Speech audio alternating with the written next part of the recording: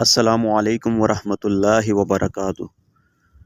دوستو، آج سے ہم اپنے اس چینل پہ جانوروں کی رہائش، ان کے چارہ جات، ان کے کھال ونڈے، ان کی افزائش اور ان سے زیادہ منافع حاصل کرنے کے بزنس ماڈل پہ ویڈیوز اپلوڈ کرنا شروع کریں گے۔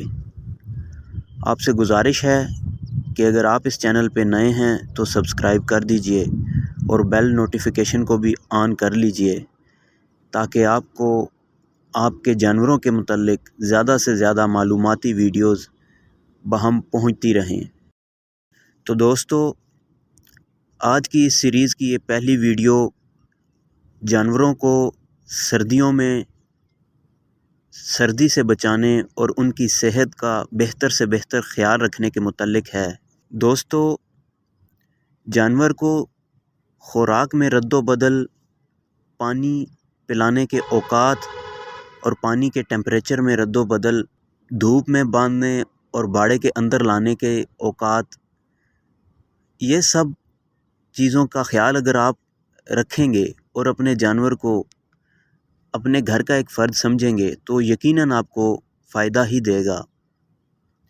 سب سے پہلے بات کرتے ہیں خوراک کی۔ جانوروں کو خوراک اتنی دیں کہ وہ دودھ بھی آپ کو پورا دیں اور اس کے علاوہ اپنے جسم کا ٹیمپریچر بھی مینٹین کر سکیں۔ جو جانور کم کھاتا ہے اس کو سردی زیادہ لگتی ہے، اور بھینس کو گائے کی نسبت سردی زیادہ لگتی ہے۔ جانور کو تقریباً 100 گرام گڑ اگر آپ روز دیں گے، انشاءاللہ آپ کا جانور ٹھنڈ سے محفوظ رہے گا۔ آپ 2 یا 3 دن بعد دیتے ہیں تو کم سے کم آدھا کلو گڑ ایک جانور کو، دودھ دینے والے جانور کو آپ ضرور دیں۔ پانی ہمیشہ جانور کو تازہ پلائیں۔ جو آپ کے بور سے، آپ کے کنویں سے یا چشمے سے یا نہر سے تازہ پانی آتا ہے، ہلکا سا نیم گرم ہوتا ہے وہ، اس کے اندر آپ ہاتھ ڈالیں گے تو آپ کو مزہ بھی آئے گا اور سکون آئے گا۔ ویسا تازہ پانی اپنے جانور کو دیں۔ ٹھنڈا پانی جو ہے وہ جانور کے درجہ حرارت کو کم کر دیتا ہے، اور اس کو ظاہری سی بات ہے جب ٹھنڈ لگے گی ٹھنڈا پانی پینے سے تو اس کی صحت بھی متاثر ہوگی اور دودھ کی پیداوار بھی متاثر ہوگی۔ اگر جانور کو آپ پکے فرش پہ باندھتے ہیں تو کوشش کریں کہ وہ فرش گیلا نہ ہو۔ جانوروں کے کمرے میں کوئی نہ کوئی کھڑکی ایسی رکھیں، کوئی دروازہ رکھیں کہ جس کو آپ دن کے ٹائم کھول دیں۔ ہو سکے تو آدھا گھنٹہ، 25 منٹ، 20 منٹ آپ پنکھا چلائیں، اندر سے جو نمی ہے وہ نکل جائے اور فرش جو ہے خشک ہو جائے۔ اور جو جانور ایک دفعہ فرش کی وجہ سے گیلا ہوتا ہے وہ دن کو دھوپ میں باندھنے سے بھی بمشکل ہی سوکھ پاتا ہے، اور اس کو نہ صرف سردی زیادہ لگتی ہے بلکہ گوبر کے اندر جو جراثیم ہوتے ہیں ان سے اس کے تھنوں کے اندر بیماری آنے کا خدشہ ہوتا ہے۔ تو باڑے کی صفائی کے بارے میں ہے کہ یہ آپ نے ڈیلی بیسس پہ کرنی ہے۔ کوشش کریں کہ جیسے ہی جانور باہر نکالیں سارا گوبر اور جانوروں کا پیشاب نکال کے باڑے کو صفا چٹ کر دیں، اور ٹھنڈی ہوا سے بچاؤ کے لیے باڑے کی جو چادریں ہیں وہ زمین سے نیچے تک تھوڑا رکھیں، اور یہ پلاسٹک یا موم وغیرہ کا استعمال کریں کھڑکیوں کو بند کرنے کے لیے۔ اگر ترپال ہو جائے مضبوط والی، اس سے تھوڑا خرچہ آپ کا زیادہ آئے گا لیکن وہ بارش سے اور ٹھنڈی ہوا دونوں سے بچاتا ہے۔ جو ایک کیٹیگری کا ترپال ہوتا ہے اس سے یہ ہے کہ جو برفانی علاقے ہیں ادھر بھی اگر آپ اس کا باڑہ بنائیں گے، کچھ لوگوں نے جیسے یہ مری، ایوبیہ، نتھیا گلی میں ٹینٹ بنائے ہوتے ہیں عارضی، تو ترپال جو موٹی ہوتی ہے اس کا باڑہ جو ہوتا ہے نا وہ بہت ہی اچھا رہتا ہے۔ اور اگر آپ کا پکا باڑہ ہے، سیمیٹڈ ہے، تو اس کی جو کھڑکیاں ہیں اس کے اوپر بھی ترپال لگائیں۔ یا کچھ لوگ ایسے کرتے ہیں کہ جن کی کھڑکیاں زیادہ ہوتی ہیں، کچھ کھڑکیاں پکی بند کر دیتے ہیں سردیوں میں اینٹیں وغیرہ لگا کے، وہ بھی ٹھیک ہے، لیکن ایک چیز کا خیال رکھا جائے کہ دن کے ٹائم جب آپ باڑہ اپنا کھولتے ہیں تو اس کے اندر ہوا کی کراسنگ ہونی چاہیے تاکہ جراثیم اور جو سمیل وغیرہ ہے، جو اندر گیسز پیدا ہو رہی ہیں، وہ نکل جائیں اور باڑہ خشک ہو جائے اندر سے۔ اب بات کرتے ہیں خرچے کی۔ تو شدید سردی کے دنوں میں آپ کا ونڈے پہ تھوڑا خرچہ زیادہ ہوتا ہے، گڑ پہ یا شیرہ، اس طرح کی چیزیں جو آپ دیتے ہیں، لیکن یہ جو خرچہ ہے یہ آپ کو جانور کی زندگی بچا کے دے گا اور مزید نقصان سے بچائے گا۔ اور اس میں خوراک کی جو بات ہے کھل ونڈے کی، تو کھل کا استعمال بہت کم کر دیں، ہو سکے تو بالکل ختم کر دیں۔ سردیوں میں کھل کے اندر پروٹین ہوتی ہے چونکہ، اور سردیوں کے جو چارے ہیں جیسے زیادہ تر ہمارے یہاں پہ جو لوسن استعمال ہوتا ہے، یا پھر جوندرا یا جوندری جس کو کہتے ہیں کچھ علاقوں میں، وہ استعمال ہوتا ہے۔ اس کے علاوہ ہمارے ہاں جس کو شتال کہتے ہیں، شٹالا بھی کہتے ہیں، برسیم بھی کہتے ہیں، وہ بھی استعمال ہوتا ہے۔ ان سارے چاروں میں بہت بڑی مقدار میں پروٹین پایا جاتا ہے، جو کہ جانور کے جسم کے لیے پروٹین کی ضرورت کو پورا کرتا ہے۔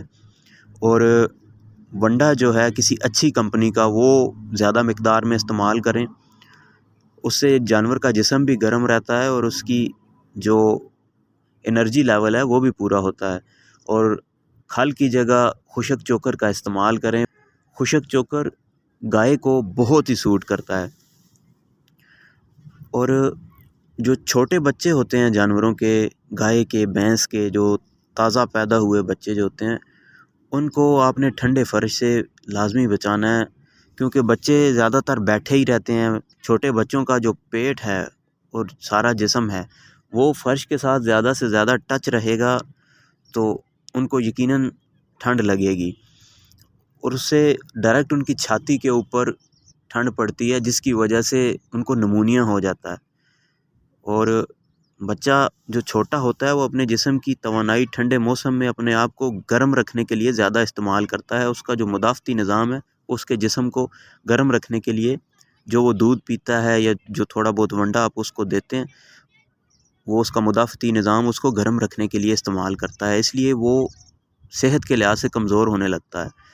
تو اگر آپ پرالی، گنے کا پھوک، مکئی، باجرے کے ٹانڈے، یا یہ جو بھوسے والے بنڈل آتے ہیں ان کے سائڈوں پہ جو خس لگی ہوتی ہے وہ نیچے پھینک دیں گے، گندا بھوسا جو ہوتا ہے وہ پھینک دیں، خشک چارہ پھینک دیں، تو اس کے اوپر اس کو بٹھائیں 2-3 انچ موٹی تہ لگا کے، تو وہ بچہ انشاءاللہ اپنی صحت برقرار رکھے گا، اور جو آپ اس کو دودھ پلا رہے ہیں یا جو ونڈا کھلا رہے ہیں وہ اس کی صحت پہ لگے گی۔